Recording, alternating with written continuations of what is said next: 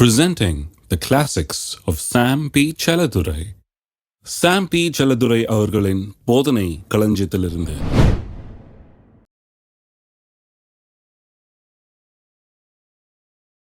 லூக்கா 15ஆம் அதிகாரத்தில் பாவத்தை குறித்தும் கிருபையை குறித்தும் ஒரு 3 ஓமைகளை இயேசு சொல்லுகிறார். இந்த 3 ஓமைகளுக்கும் பின்னணி என்ன என்பதை தான் பார்த்து வரோம். முதல் 2 வசனங்களை முதல் 2 வசனங்களை வாசிக்கிறோம் பாருங்கள். லூக்கா எழுதின சுவிசேஷம் 15 முதல் 2 வசனங்கள். சகல ஆயக்காரரும் பாவிகளும் அவருடைய வசனங்களை கேட்கும்படி அவரிடத்தில் வந்து சேர்ந்தார்கள். அப்பொழுது பரிசேயரும் வேதபாரகரும் முறுமுறுத்து இவர் பாவிகளை ஏற்றுக்கொண்டு அவர்களோட சாப்பிடுகிறார் என்றார்கள். அதாவது இயேசு பிரசங்கம் பண்ணுகிறார். அவருடைய வசனங்களை கேட்கிறதுக்காக ஆயக்காரர்களும் பாவிகளும் வந்து சேர்ந்தார்களாம். இதை பார்த்த பரிசேயரும் வேதபாரகரும் முறுமுறுத்தார்கள். இந்த முறுமுறுப்புக்கு பதிலளிக்கும் விதத்தில் தான் இயேசு இந்த 3 ஓமைகளையும் சொல்லுகிறார். இங்கே இந்த 3 ஓமைகளை எதுக்காக பார்க்க போகிறோம்? ஒரு மனுஷனுடைய வாழ்க்கையை எப்படி கர்த்தருடைய கிருபை மாற்றி அமைக்கிறது மட்டும் இல்லை, இன்னொரு காரியத்தையும் அது சொல்லுகிறது. அதையும் முக்கியமாக கவனிக்க விரும்புகிறோம்.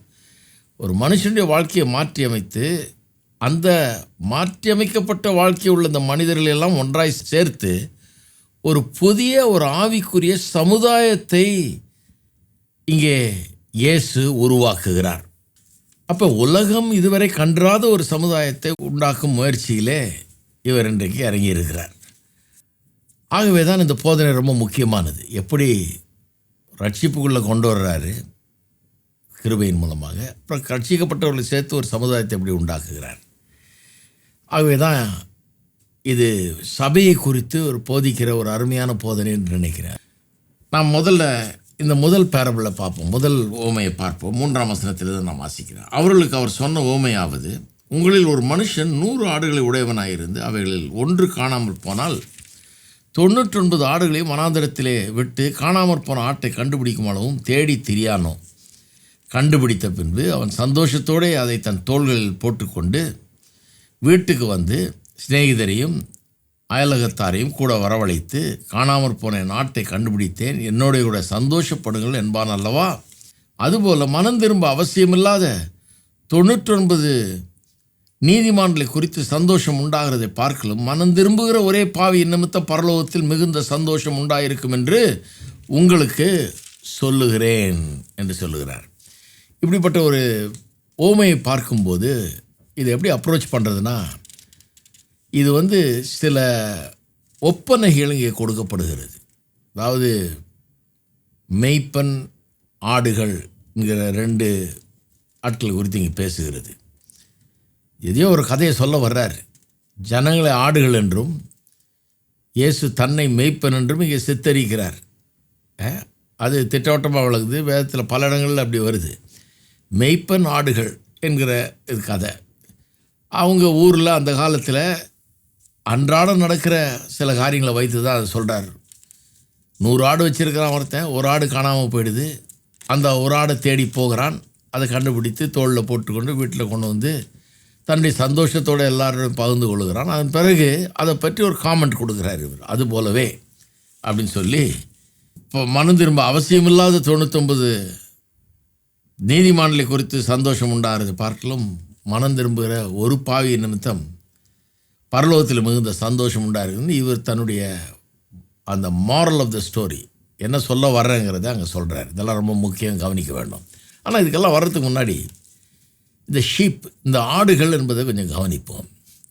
வேதம் என்றைக்கு நம்மளை ஆடுகள்னு சொல்லுதோ அன்னைக்கே ஒரு காரியத்தை நீங்கள் புரிந்து கொள்ள வேணும். அது ஒரு ரொம்ப பெரிய ஒரு ஸ்பிரிச்சுவல் இன்சல்ட்டுன்னு தான் சொல்லணும் ஆடுகள்னு சொல்கிறது. ஏனென்று சொன்னால், ஒரு பெரிய எழுத்தாளர் இருக்கிறார், கிறிஸ்தவ எழுத்தாளர், காமெண்ட்ரிலாம் எழுதியிருக்காரு. அவர் பிரசங்கியாராகிறதுக்கு முன்னால் ஆடு மேய்க்கிறவராக இருந்தார். அதாவது பெரிய ஆட்டு மந்தையை வச்சு வியாபாரம் பண்ணிகிட்டு இருந்தவர். அவர் ஆடுகளை பற்றி நல்லா தெரிஞ்சவர். அவர் ஷெப்பர்டாக இருந்தவர். அவர் இந்த ஆடுகளை பற்றி சொல்கிறார். அவர் என்ன சொல்கிறாரு, அ ஷீப் இஸ் அ ஸ்டூப்பிட் அனிமல்ன்றார். ஆடுங்கிறது ரொம்ப ஒரு முட்டாள்தனமான ஒரு அனிமல்ன்றார். அநேக நேரத்தில் இந்த ஆடுகள் தங்களுடைய வழியை விட்டுரும், காணாமல் போயிடும், அப்படியே தெரிஞ்சுக்கிட்டு எங்கேயாவது தவறான பாதையில் போயிடும் அப்படின்றார். காணாமற் போய் அது தெரிஞ்சிட்டு இருக்கும்போது மெய்ப்பன் போய் அதை கண்டுபிடிச்சி அதை பிடிக்கும்போது சும்மா கூட வந்துடாது. இப்போ நாயெல்லாம் காணாமல் போயிடுச்சுன்னா போய் கண்டுபிடிச்சிட்டிங்கன்னா உங்கள் பின்னாலேயே ஓடி வந்துடும். இல்லை டக்குன்னு வந்து காரில் ஏறிக்கும், கோஆப்ரேட் பண்ணும் இல்லையா, அதை பின்னால் ஓடி வந்தாலும் வந்துடும். பூனைகள்லாம் கூட அந்த அறிவு இருக்குது பாருங்கள். இதெல்லாம் வீட்டில் வளர்கிற மிருகங்கள். ஆனால் இந்த ஆட்டுக்கு அந்த அறிவே கிடையாது. போய் கண்டுபிடிக்கலான்னு போனால் மெய்ப்பன் வந்துட்டான், சரி கூட போவோமேன்னு சந்தோஷப்பட்டு கூட போகாமல் நாய் மாதிரி துள்ளி குதிச்சு அவன் மடியில் உட்காந்துக்கிட்டு பேசாமல் வராமல் என்ன பண்ணுமா, அங்கேயும் இங்கேயும் ஓடுமா, தலைதெறிக்க ஓடுமா. அதை இவன் போய் பிடிச்சி முன்னங்காலையும் பின்னங்காலையும் சேர்த்து கட்டி தோளில் போட்டுக்கிட்டு வீட்டுக்கு கொண்டு வரணுமா. இப்படி தான் ஒரு ஆட்டை காணாமல் போட்ட ஆட்டை போய் பிடிக்க முடியுன்றாங்க. ஆடை பற்றிய இந்த விவரம் நமக்கு உடனடியாக 2 காரியங்களை தெரியப்படுத்துகிறது. அது என்ன? ஒன்று, நாம் எல்லாரும் ஆடுகளைப் போல் இருக்கிறோம். இந்த ஆடுகளை எப்படி மெய்ப்பன் போய் கண்டுபிடித்து காப்பாற்ற வேண்டியதாக இருக்குதோ அதுபோல் நமக்கும் அப்படி செய்ய வேண்டியதாக இருக்கிறது. நமக்கும் அப்படி செய்ய வேண்டும் அப்படிங்கிறத இது வலியுறுத்துகிறது. ஆடுகள் வளர்க்குற நாடுகள் இருக்குது பாருங்கள். மேற்கத்திய நாடுகளில் ஆடுகள் வளர்க்குற சில நாடுகள் இருக்குது. அங்கே போய் கண்ட்ரி சைடில் கிராமப்புறங்களில் இந்த ஆடுகள் பெரிய பெரிய மந்தையை வச்சு வளர்க்குற இடத்துல போனீங்கன்னா ஆடுகள் அப்படியே மேய்ஞ்சிட்டு இருக்கும். அங்கே பார்த்தீங்கன்னா ஆடுகளை பார்த்தீங்கன்னா இன்ட்ரெஸ்டிங்காக இருக்கும் பாருங்கள். அந்த மேய்கிறதுக்கு புல் கிடைக்குதுன்னு அதுக்கு தெரிஞ்சதுன்னா, கண்ணில் பட்டுருச்சுன்னா போதும், அது எங்கே இருந்தாலும் பரவாயில்ல, அங்கே போய் இது மேய ஆரம்பிச்சிடும். அதில் சில இடங்கள் வந்து ஆபத்தான இடங்கள். எப்படின்னா மலைப்பாங்கான இடமா இருக்கும். அதில் மலைன்னா ஒரு குன்று மாதிரி அப்படியே ரொம்ப உயரமாக இருக்கும். அதில் மேலே போகிறது போயிடலாம், திருப்பி கீழே இறங்குறது கஷ்டம், உருண்டு தான் வரணும், அந்த அளவுக்கு டேஞ்சர் அது. ஆனால் இது தெரியாமல் அந்த ஆடு என்ன பண்ணுது, மேலே இருக்கிற புல்லை பார்த்துட்டு மெல்லமாக புல் மேய்கிறதுக்கு அப்படியே போயிடுது. போயிட்டு அங்கே போய் சாப்பிட ஆரம்பிக்குது. சாப்பிட்டு முடிஞ்ச உடனே புல்லெல்லாம் முடிஞ்சு போகுது, சாப்பிட்டாச்சு, இன்னும் புல் இல்லை, கீழே இறங்கி போகிறது தான் பிரச்சனை. இறங்கி வர தெரியாது அதுக்கு, எப்படி இறங்கி வர்றதுன்னு முடியாமல் முழிச்சிக்கிட்டு இருக்கோம். அநேக நேரத்தில் உருண்டு வந்து செத்து விழுமா. ஏன்னா அவ்வளோ உயரத்துலேருந்து உருண்டு வந்து ரொம்ப காயப்பட்டு செத்து இப்படியெல்லாம் ஆகும் அப்படின்றார். அதாவது இது வந்து வெறும் ஆட்டை பற்றிய கதை இல்லை, நம்மளை பற்றிய கதை இல்லையா. நம்ம பற்றி என்ன சொல்லுகிறது இது? நாமும் பாருங்கள் இப்படி தான் என்ன பண்ணுறோம், புல் அங்கே கிடைக்குது இங்கே கிடைக்குதுன்னு நம்ம பசிக்கு நம்முடைய ஆசைக்கு ஏற்ற புல் கண்ணில் பார்த்த உடனே அதை போய் மேய ஆரம்பிச்சிடுறோம் அங்கேயும் இங்கேயும். சில இடங்கள் ஆபத்தான இடங்கள். மேய ஆரம்பிக்கிறதுனா என்னென்னா பாருங்கள், நம்ம திருவிருந்து அனுசரிக்கும் போது பாதிரியாருங்க சில நேரத்தில் அந்த அப்பத்தையும் ரசத்தையும் கொடுக்கும்போது சிலர் சொல்ல கேட்டிருக்கீங்களா நீங்கள், அவரை விசுவாசத்தினாலே அவருடைய மாம்சத்தை புசித்து அவருடைய ரத்தத்திலே பானம் பண்ணுங்கள் அப்படின்னு சொல்லி கொடுப்பாங்க. அது எதை, இந்த அப்பத்தையும் ரசத்தையும் கொடுக்கும்போது விசுவாசத்தினாலே அவருடைய மாம்சத்தை புசித்து ரத்தத்தை பானம் பண்ணுங்கள்னு சொல்லி கொடுப்பாங்க. அப்போ மாம்சத்தை புசித்து ரத்தத்தை பானம் பண்ணுறதுனா இயேசுவே சொன்னார், யோவான் 6ஆம் அதிகாரத்தில் சொல்கிறார் இல்லையா, என்னுடைய மாம்சத்தை புசித்து என்னுடைய ரத்தத்தில் பானம் பண்ணாதவனுக்கு என்னிடத்துல பங்கு இல்லைன்றார். அப்போ என்ன சொல்கிறார், சிலர்லாம் கோச்சிக்கிட்டாங்க, என்ன அது ஒரு மாம்சத்தை சாப்பிட சொல்கிறார், ரத்தத்தை குடிக்க சொல்கிறாருன்னு. அவர் சொன்னது என்ன, கல்வாரி சிலுவையிலே இவருடைய சரீரம் அடிக்கப்பட போகிறது, ரத்தம் சிந்தப்பட போகிறது, அதன் மூலமாக இவர்களுக்கு என்ன உண்டாக போகிறது என்பதை விசுவாசிக்க வேண்டும். அதை புசிக்க வேணும், அதை குடிக்க வேணும். குடிக்கிறதுனா வெறும் மாம்சத்தை எடுத்து புசிக்கிறது குடிக்கிறது இல்லை, அதனால் ஒரு பிரயோஜனமும் கிடையாது. அவர் கல்வாரி சிலுவையில் படுகிற பாடு, சிந்துகிற ரத்தம், விடுகிற ஜீவன், அதன் மூலமாக இவர்களுக்கு என்ன உண்டாகிறது என்பதை அவர்கள் விசுவாசிக்க வேண்டும். அதை பற்றி சொல்கிறாரு. திருவிருந்து வந்து அதை நினைவுபடுத்துகிறதா இருக்குது. அதனால தான் பாதிரியார் சொல்லி கொடுக்குறாரு, அதை நினைவு கூறும்படி செய்யுங்கள்னு சொல்லி தான் சர்வ் பண்ணுறாங்க. சர்வ் பண்ணும்போதே சொல்லுவார், புசியுங்கள் குடியுங்கள், விசுவாசத்தினால அவருடைய விற்கப்பட்ட சரீரத்தை சிந்தப்பட்ட ரத்தத்தை புசியுங்கள் குடியுங்கள். புசியுங்கள் குடியல்னா அவருடைய ரத்தத்தையே நீங்கள் குடிக்கல, அவருடைய மாம்சத்தையே நீங்கள் சாப்பிடல. இதை சாப்பிடும்போது அதை நினைவு கூறுங்கள்ன்றாரு. எதை, அவருடைய சரீரம் பிற்கப்பட்டது, ரத்தம் சிந்தப்பட்டது, அதை உங்களுக்கு என்ன செய்திருக்குது, அதனால் வரும் பயன் என்ன என்பதை நினைத்து பாருங்கள், அதை தியானியுங்கள் அப்படிங்கிறார். அப்போ புசியுங்கள் குடியுங்கள்ன்றது அர்த்தம் தான், விசுவாசிகள் அர்த்தம். அப்போ நம்முடைய ஆத்துமா எப்படி அவருடைய மாம்சத்தை புசித்து இரத்தத்தை குடிக்குது, அதுபோல் பல காரியங்களை புசித்து குடிக்கக்கூடியதாக இருக்கிறது நம்முடைய ஆத்மா. அதாவது என்ன சொல்ல வரேன், நீங்கள் உங்களுடைய நம்பிக்கைகளை எது மேலே வைக்கிறீங்களோ, எதை நம்பி இருக்கிறீங்களோ, எதை எண்ணி இதுதான் எனக்கு எல்லாத்தையும் தரப்போகுது, சந்தோஷத்தை தரப்போகுது, இதுதான் எனக்கு எதிர்காலத்தை தரப்போகுது, இதுதான் எனக்கு பாதுகாப்பை தரப்போகுதுன்னு எதை நம்பி இருக்கிறீங்களோ அதைத்தான் நீங்கள் புசித்து குடித்து கொண்டிருக்கிறீர்கள் உங்கள் ஆத்மாவிலே. அதை உள்ளத்தில் நிரப்பிக்கிட்டே இருக்கிறீங்க. அதன் மேலே நம்பிக்கையை வச்சு அதை சார்ந்து இருக்கிறீர்கள், அதன் மேலே சாய்ந்து கொண்டிருக்கிறீர்கள். இது எதுவாக இருக்கலாம். சில நேரத்தில் அது நம்முடைய தொழிலாக இருக்கலாம், நம்முடைய அந்தஸ்தாக இருக்கலாம், நம்முடைய செல்வாக்காக இருக்கலாம், நம்முடைய செல்வமாக இருக்கலாம், நம்முடைய எல்லா விதமான காரியங்களாக இருக்கலாம். பாருங்கள், அது சில நேரத்தில் 2 பேர் ஒரு விரும்புகிறாங்க இல்லையா, அப்போ கூட அது நடக்குது பாருங்கள். ஏன்னா ஒருத்தர் விரும்பும்போது அவங்க என்ன பண்ணுறாங்க, தாங்கள் யாரை விரும்புகிறார்களோ அவர்கள் மேலே அவருடைய எதிர்காலத்தை குறித்த முழு நம்பிக்கை அங்கே வச்சிடுறாங்க. அவரை நம்பி போயிடுறாங்க, அல்லது அந்த பெண்ணை நம்பி போயிடுறாங்க, அல்லது அந்த ஆணை நம்பி போயிடுறாங்க. போயிட்டு முழு நம்பிக்கையும் அதன் பேரில் வச்சிடுறாங்க. பாருங்கள், அவருடைய சந்தோஷம், அவருடைய எதிர்காலம் எல்லாம் இவங்க வாழ்க்கை எல்லாமே அதில் தான் இருக்குதுங்கிற மாதிரி அதை ஃபுல்லாக சார்ந்து இருந்துடுறாங்க. அப்படி சார்ந்து இருக்கும்போது என்ன ஆகிடுது, சில நேரத்தில் அது வாய்க்காமல் போயிடுது. பாருங்கள், சில நேரத்தில் நாம் நம்பி இருந்தாலும் நம்ம கைவிட்டுறாரு, அந்த பெண்ணு கைவிட்டுருது.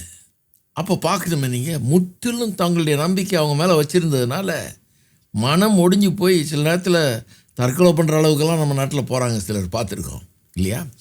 ஏன்னா அவங்களால் அதை தாங்கி கொள்ளவே முடியல, அந்த ஏமாற்றத்தை தாங்கி கொள்ள முடியல. அவங்க வேறு விதமாக வாழ அவங்களுக்கு தெரியல. இதை விட்டுட்டு மறந்துட்டு பேசாமல் வாழ்க்கையை வாழுவோம் அப்படின்ற அந்த அளவுக்கு போக முடியல. ஏன்னா முழு நம்பிக்கை அது மேலே வச்சாச்சு.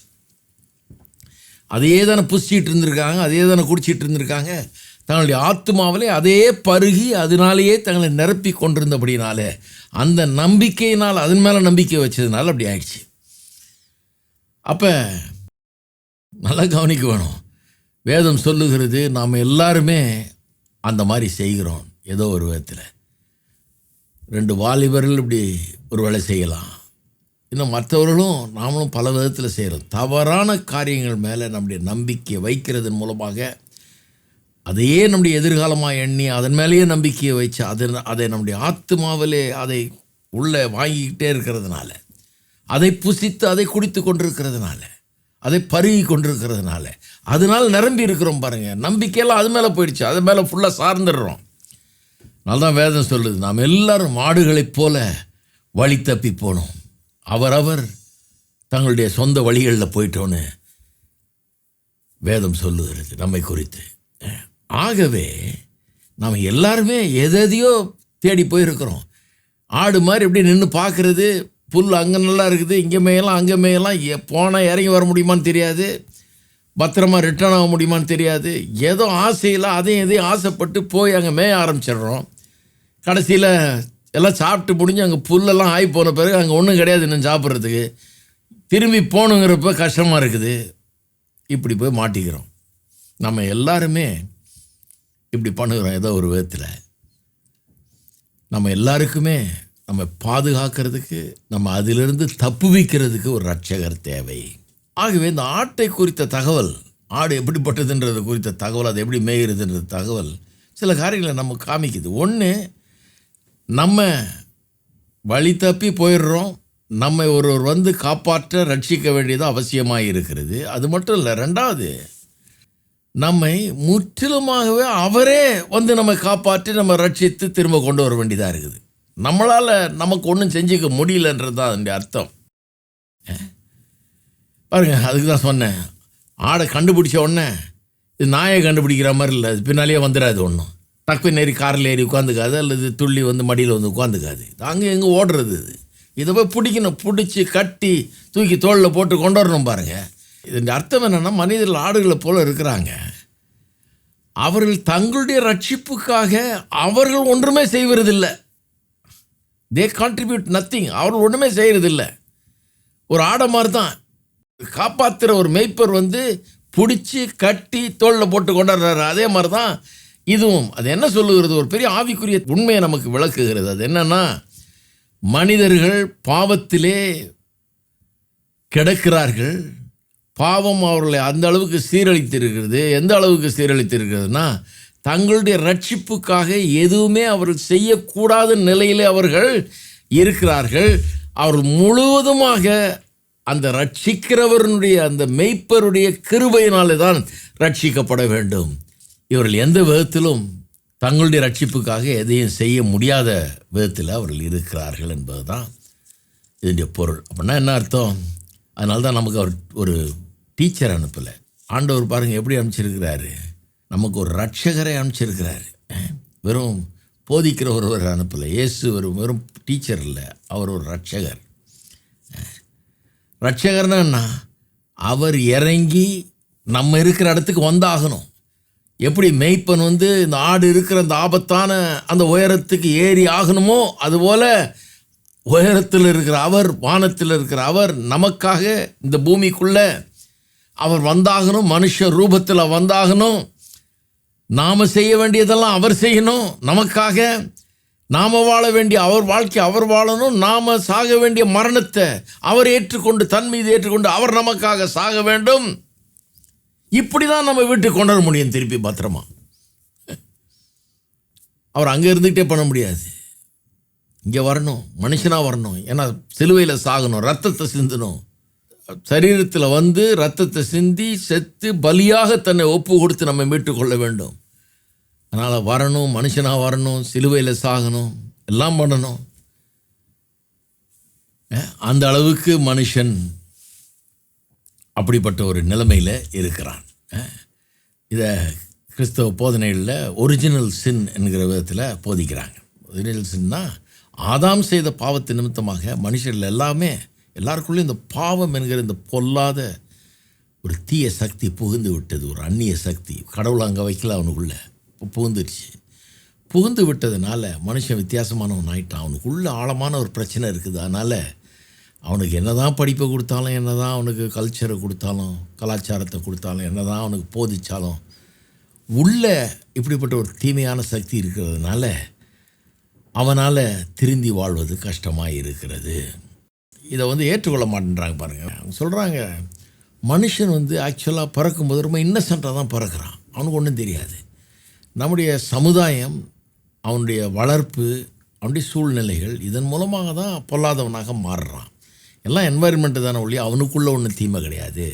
நல்லா பிறகுறவன்னு தீமையை ஆக்கிடுறோம் நம்ம பல காரியங்களால், நம்முடைய போதனையினால், கலாச்சாரத்தினால, காண்பிக்கிற முன்மாதிரினால் அப்படி ஆயிடுறான் அவன் அப்படிங்கிற மாதிரி சொல்கிறாங்க. அப்போ மனுஷன் உள்ளே உண்மையாகவே இன்னசென்ட்டு நல்ல ஆள் அப்படிங்கிற மாதிரி சொல்கிறாங்க. கேட்குறதுக்கு நல்லா இருக்குது, அது உண்மையாக இருந்தால் நல்லாயிருக்கும். ஆனால் உண்மை இல்லையே. ஏன்னா 200 வருஷம் சரித்திரத்தை நீங்கள் பார்த்தீங்கன்னா, 200 வருஷத்துக்கு முன்னால் அப்படி தான் போதிச்சாங்க பாருங்கள்.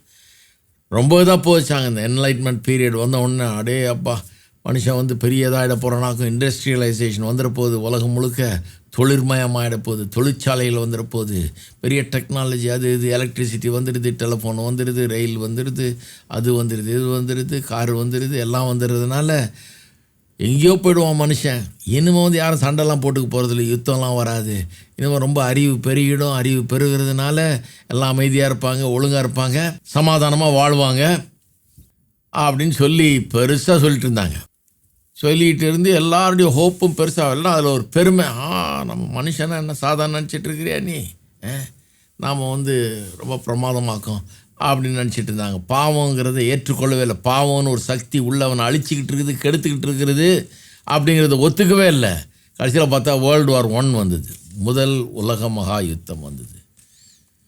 கொண்டுக்கிட்டாங்க, ஒருத்தர் அழிச்சிக்கிட்டாங்க, குவிச்சாங்க, கொண்டு குவிச்சாங்க ஆளுகளை, பெரிய சேதம். அதன் பிறகு பார்த்திங்கன்னா அது முடிஞ்சு கொஞ்ச நாளில் பார்த்திங்கன்னா World War II வந்துடுச்சு. திருப்பியும் உலக மகா யுத்தம் 2. எத்தனை லட்சம் ஜனங்க செத்தாங்க. இப்போ இந்த மாதிரி பெரிய உயிர் நஷ்டம், சேதம், வன்முறை எல்லாம் உலகத்தில் காணப்படுகிறது. இதெல்லாம் எங்கேருந்து வந்தது? எவ்வளோ அட்வான்ஸ்ட் ஆகிட்டோன்னாங்க, எவ்வளோ வளர்ந்துட்டோன்றாங்க, டெக்னாலஜி எங்கேயோ போயிடுச்சுன்றாங்க, விஞ்ஞானம் எங்கேயோ போயிடுச்சு.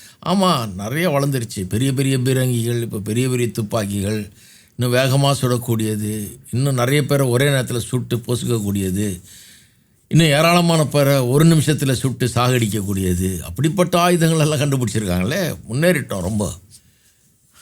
ஆனால் அந்த முன்னேற்றத்தை ஒருத்தரை பயமுறுத்துறதுக்காக, தீங்கு பண்ணுறதுக்காக பாருங்கள், இப்போ வல்லரசு நாடுகள்லாம் ஒன்று எதுக்கு நின்றுக்கிட்டு உலகத்தையே அழிக்கக்கூடிய சக்தியை கையில் வச்சுக்கிட்டு ஒருத்தர் மிரட்டிகிட்டு இருக்கிற அளவுக்கு ஆயிடுச்சு.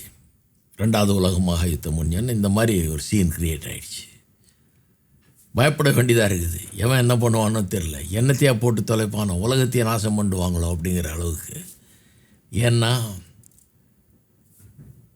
மனுஷனுடைய இயல்பு அப்படி இருக்குது. உள்ள அந்த பாவங்கிற சக்தி வந்ததுனால கொல்றது, அழிக்கிறது, தீங்கு செய்கிறது, பாய்க்கிறது, வெறுக்கிறது, இதெல்லாம் ரொம்ப சர்வசாதாரணமாயிடுச்சு. வன்முறை இதெல்லாம் சர்வசாதாரணமாயிடுச்சு. ஏன்னா உள்ள பாவம்ங்கிற சக்தி வேலை செய்து பாருங்கள். பார்க்குறதுக்கு இன்னசென்ட்டாக தான் இருக்குது குழந்தானா, உள்ள பாவம்னு ஒன்று அதுக்குள்ளே கூட பிறந்துருதுன்றது வேதம். என் தாய் என்னை பாவத்தில் கற்பந்தரித்தால் நான் துர்க்குணத்திலே உருவானேன்னு சங்கீதக்காரன் பாவம் செஞ்ச பிறகு அப்புறம் ரியலைஸ் பண்ணுறான், ஆமாம்மா எனக்கு உள்ள ஒரு பிரச்சனை இருக்குது, அதனால தான் அப்படி பண்ணிட்டேன் நான். ஒருத்தனை கொன்னுட்டு அவன் மனைவியை எடுத்துக்கிட்டான் பாருங்க. ராஜாவாக இருக்கிறவன் எவ்வளோ பெரிய அநியாயம். புருஷனை கொன்று மனைவியை எடுத்துக்கிறான்.